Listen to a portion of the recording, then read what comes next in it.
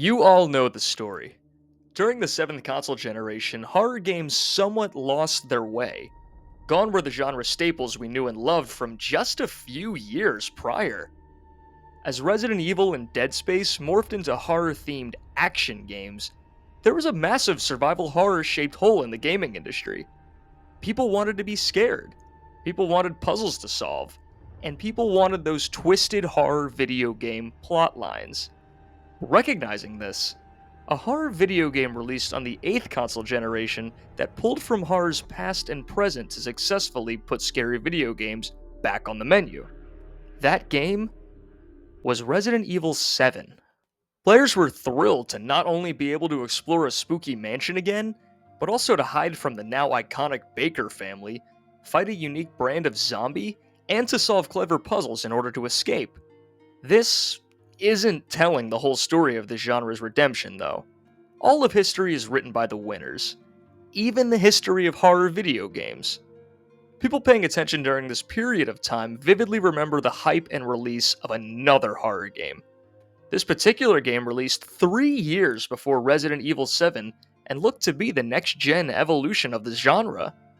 That game was Alien Isolation. From all the information fans were given from the trailers and articles, this game seemed to be a combination of horror's past and present. The icing on the cake here was the groundbreaking technology and the game being set in the popular Alien universe. When this game ended up releasing, however, opinions on this game were truly mixed. Some absolutely loved it, others hated it, and a few called it mediocre. Ultimately, Alien Isolation has become somewhat forgotten in the history of horror video games. Today, I want to talk about the game that almost saved horror. I want to discuss why Resident Evil 7 gets credited as this genre's savior, and I want to discuss the impact that this game had on media as we know it.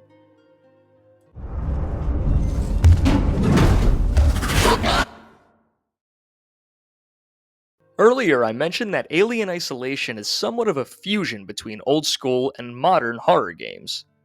The elements that this game takes from older entries in this genre are primarily your ability to scavenge environments for limited ammo and healing resources to help yourself survive. Another throwback is that the environments you must navigate in this game are filled with enemies that can either be avoided or taken down in combat.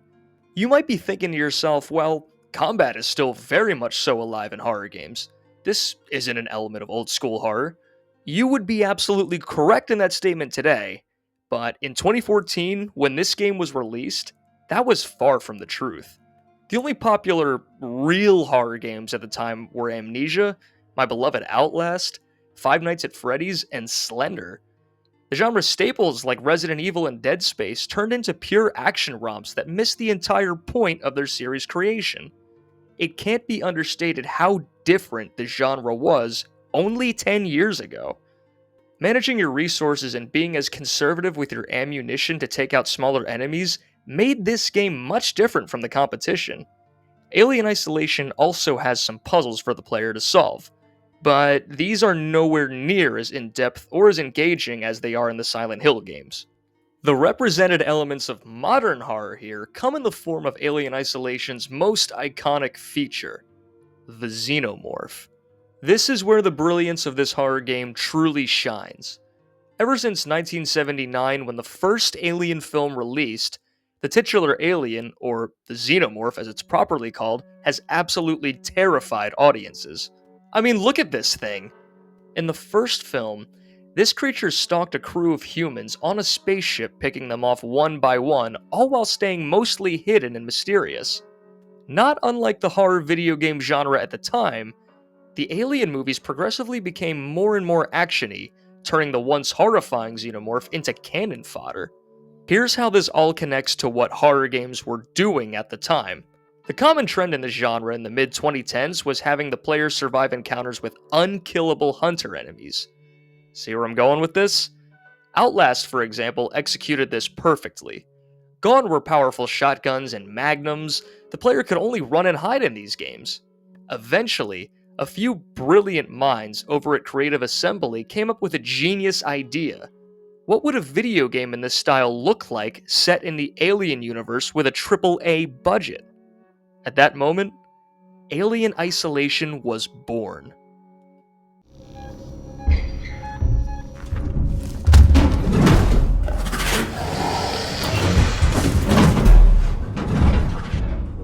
This game was truly the next generation upgrade to the unkillable hunter enemy because the xenomorph in this game does not play around.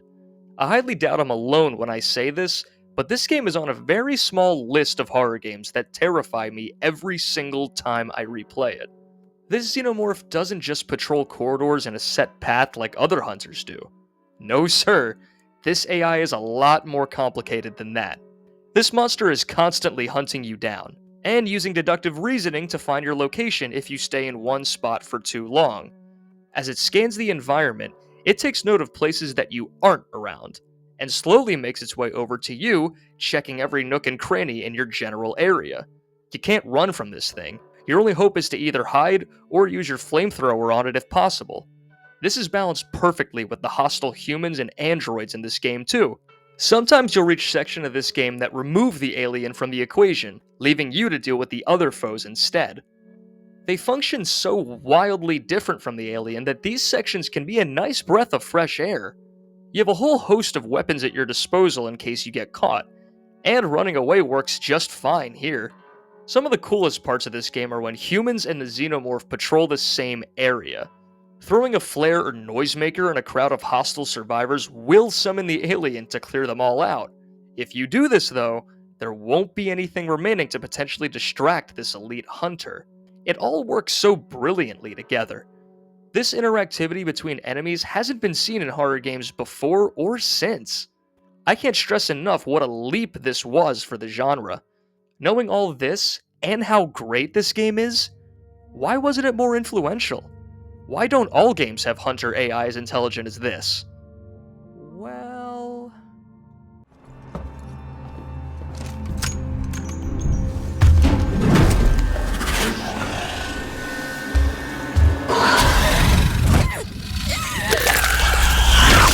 You might be thinking to yourself, Alien Isolation shares a lot of qualities with RE7.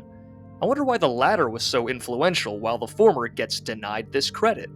It kills me to admit this, especially since I love this game, but there are some flaws with this game that prevent it from reaching genre-defying heights. I take issue with a lot of the overly negative reviews surrounding this game, but a few points cannot be debated. For starters, this game's intro is unbelievably slow. You don't encounter the xenomorph or do much of anything until you're pushing 2 hours in. While the environments are strong enough to keep new players from outright losing interest, this intro makes the game significantly less replayable than other entries in the genre. The other knock on this game comes in the form of the cookie-cutter quote-unquote puzzles. Since the beginning, puzzles have been built into the DNA of horror games. Removing this aspect of the genre in your horror game is totally okay, but if you're going to include them, they need to be somewhat engaging. A vast majority of the puzzles in Alien Isolation are solved using this security access tuner. When using this item, the player is tasked with inputting various symbols in order in which they appear. So yeah, the key code for the door is written right on the tool. Honestly, this mechanic is pretty intense when you have to use this device with the xenomorph skulking around, but it comes up way too often and it's just too easy. Similarly, whenever you use any other tools or generators, the player needs to repeatedly complete action command prompts. This means that whenever you need to open a door with the maintenance jack or the ion torch, you're playing a little button minigame regardless of if you're being hunted or not. I get it, it's supposed to be a time waster thing to keep you exposed while threats are around, but it's the same button inputs every time. After you do like 3 of them, you can do them in your sleep. This may seem super minor, but, and this segues me to my next point, it gets old over time. I never thought I'd see a game get criticized for being quote-unquote too long, but here it's kinda justified. This game takes about 20 hours to beat the main story. That's noticeably longer than most games of this ilk. I for one don't really mind this, but I can see how other players could get fatigued from being chased around for 20 hours. It doesn't help that there are some playable flashback segments that definitely should have been cut or reworked. These flashbacks are just forced walking sections that go on for way too long. Compare this to how easily digestible RE7 was for all players.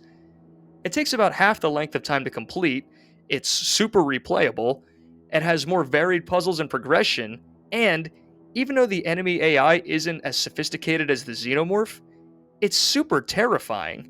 It's a shame because, again, myself and others adore Isolation, but saving this genre proved to be a little bit too much for this game with these flaws present. For seasoned gamers, this game scratches a very particular itch. For casual gamers, there are some quality of life improvements absent here to streamline the experience for everyone. As a testament to how good this game is, though, Alien Isolation did manage to save something.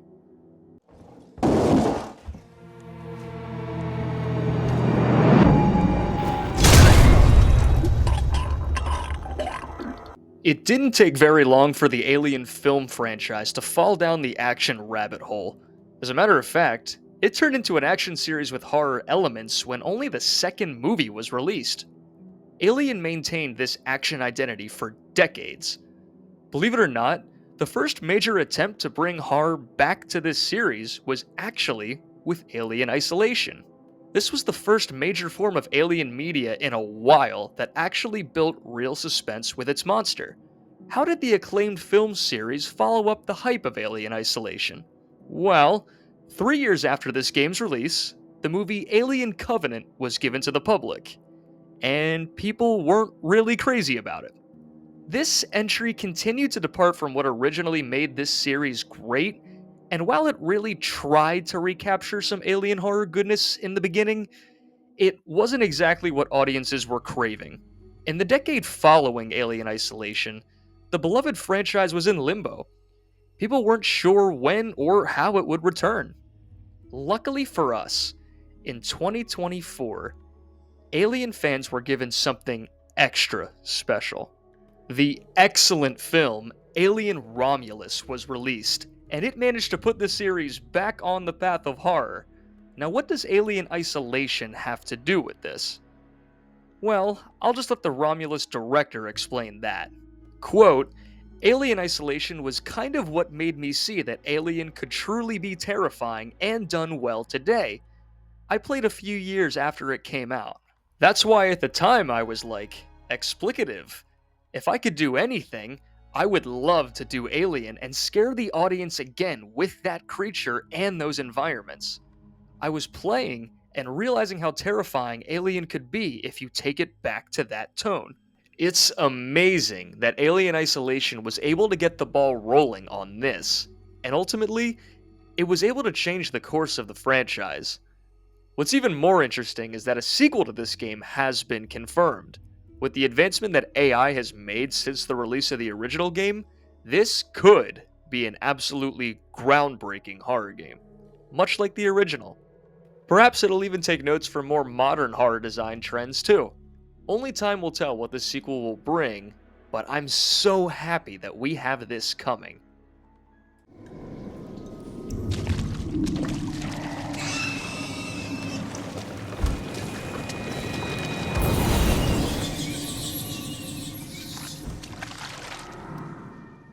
While Alien Isolation didn't accomplish what many thought it would, it's an amazing horror game, and it set the groundwork for Alien to return to what made it so great in 1979. Being unable to reset the horror video game genre is by no means a knock on the quality of this game, but it came so close to doing so. If there were just a couple of things different about it, Alien Isolation would have absolutely been this genre's savior. This game is a joy to play, and it's really nice to see it pop in and out of relevance from time to time. Isolation is a staple in the Alien franchise, and it's an absolute blessing that it was given to us.